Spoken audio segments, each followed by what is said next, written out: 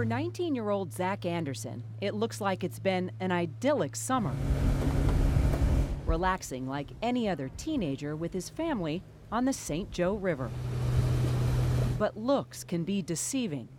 This summer is hardly normal for Zach.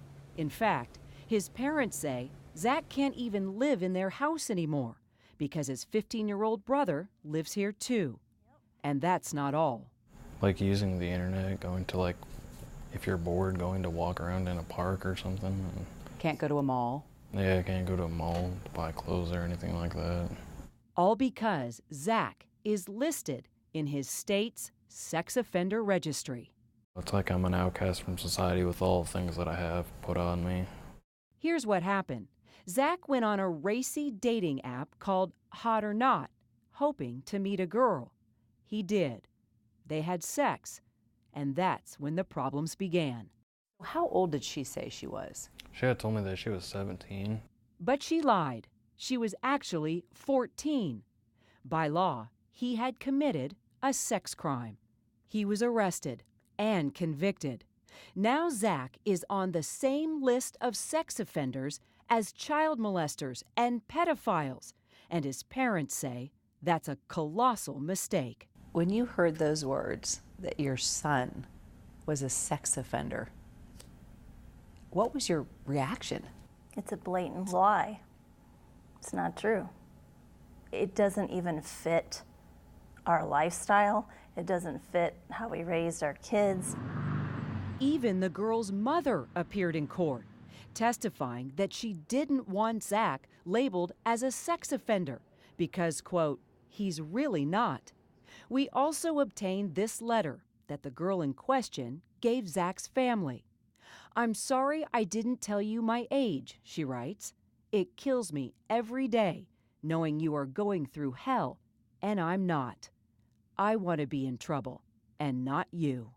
Did it ever enter your mind at any time that she could be underage? No, not at all. And was the sex consensual? Yeah. But even if the girl admits she lied about her age and the sex was consensual, as she did in court, it's not a defense in the eye of current sex offender laws. And that's why the judge and prosecutor in Zach's case didn't let him off the hook. Judge Dennis Wiley, angry that Zach had used the internet to meet a girl, said, quote, that seems to be part of our culture now. Meet, have sex, sayonara. Totally inappropriate behavior. There is no excuse for this whatsoever. He sentenced Zach to 90 days in jail, 5 years probation, and 25 years on the sex offender registry. Is that you? Are you a sex offender? Not at all. What's happening to Zach sounds unusual, but it's not.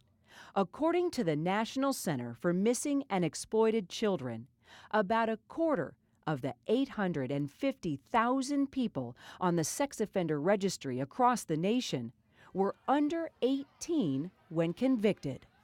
The problem, say experts, is the sex offender registry is one size fits all. Everyone on it is treated as if they pose the same threat, whether they're a predatory child rapist or a teenager who had sex with his girlfriend. If we caught every teenager that violated our current law, we'd lock up 30 or 40% of the high school. We're kidding ourselves.